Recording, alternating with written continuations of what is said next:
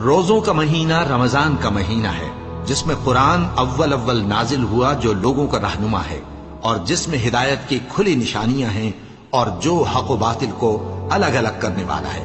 تو جو کوئی تم میں سے اس مہینے میں موجود ہو چاہیے کہ پورے مہینے کے روزے رکھے، اور جو بیمار ہو یا سفر میں ہو تو دوسرے دنوں میں روزے رکھ کر ان کا شمار پورا کر لے۔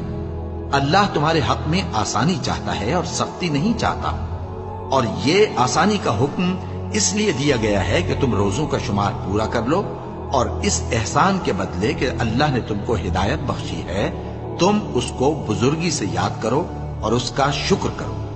اور اے پیغمبر، جب تم سے میرے بندے میرے بارے میں دریافت کریں تو انہیں معلوم ہو کہ میں تو تمہارے پاس ہی ہوں۔ جب کوئی پکارنے والا مجھے پکارتا ہے تو میں اس کی دعا قبول کرتا ہوں۔ تو ان کو چاہیے کہ میرے حکموں کو مانیں اور مجھ پر ایمان رکھیں تاکہ نیک رستہ پائیں۔